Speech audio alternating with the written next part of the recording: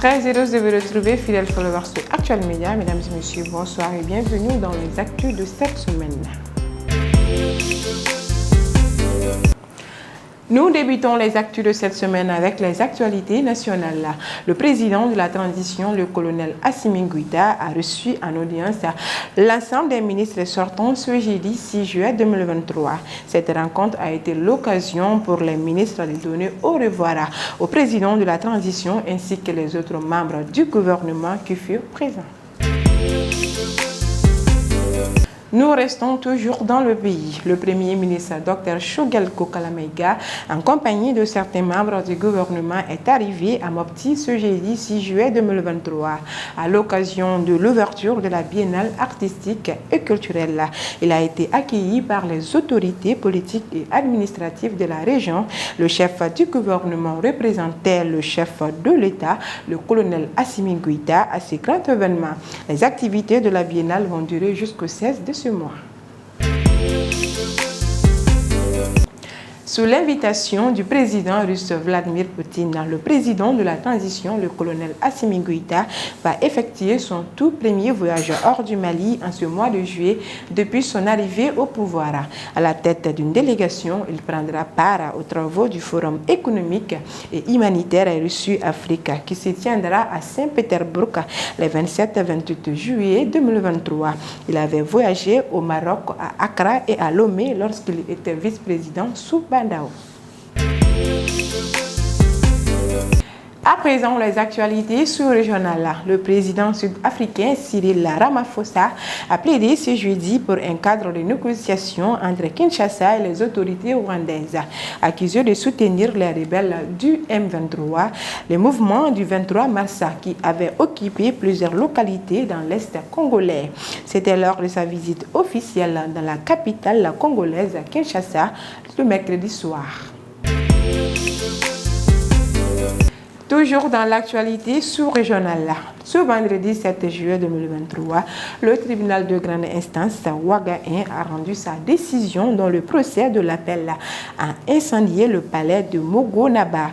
Marcel Tokouano, reconnu coupable de la mise en danger d'autrui et incitation à la divulgation de fausses informations, a subi une condamnation ferme de 48 mois et de 5 millions de francs CFA. Le président sénégalais Macky Sall a participé à l'ouverture de la première édition du forum Invest in Sénégal au CICAD de Djaminadia. Ce forum s'inscrit dans une logique de perfectionnement en restant à l'écoute des partenaires du secteur privé et en intégrant les meilleures pratiques qui s'y font ailleurs. Plus de 2500 participants prennent part à ce forum qui se poursuit jusqu'au 8 juillet de ce mois avec au programme des panels, des expositions et des rencontres B2B. Pour cette première édition, la Côte d'Ivoire a été l'invité d'honneur. Maintenant, les actualités internationales, les actus de cette semaine. 12 pays de différentes régions d'Afrique vont recevoir 18 millions de doses du tout premier vaccin contre le paludisme au cours du dernier trimestre de 2023. L'annonce a été faite ce mercredi par le groupe d'approbation des hauts dirigeants de l'Alliance du vaccin Gavi, l'Organisation mondiale de la santé, OMS, et le Fonds des Nations unies pour l'enfance, l'UNICEF.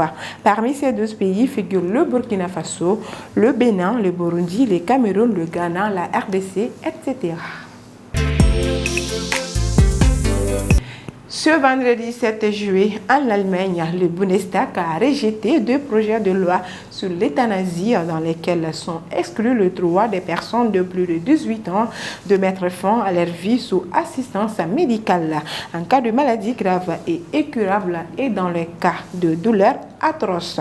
Le ministre de la Santé allemande regrette le fait qu'aucun des projets n'a obtenu la majorité. Cependant, la Fondation allemande pour la protection des patients s'est félicitée du rejet des 2 projets de loi par le Bundestag. Toujours dans l'actualité internationale, le Royaume-Uni a annoncé ce jeudi un nouveau régime de sanctions contre l'Iran. Londres vise 13 personnes et entités accusées de graves violations des droits de l'homme en Iran. Ce régime de sanctions donnera au gouvernement du Royaume-Uni un pouvoir de contrer les activités qu'il juge hostiles et déstabilisatrices de l'Iran au Royaume-Uni. Faisons un tour en Finlande pour clôturer les actus de cette semaine. 9 diplomates finlandais ont été déclarés persona non grata ce jeudi 6 juillet 2023 par la Russie en guise de représailles. Aussi, elle a révoqué l'autorisation accordée au service du consulat général de Finlande à Saint-Pétersbourg à compter du 1er octobre, ce qui signifie qu'il devra fermer ses portes. Ensuite, l'ambassadeur finlandais en Russie a été convoqué au ministère des Affaires étrangères où il a été informé des vives protestations de Moscou. Voilà, c'était tout ce qu'il fallait retenir dans les actus de cette semaine. Merci à vous de l'avoir suivi et très bonne suite de programme sur Actuel Média.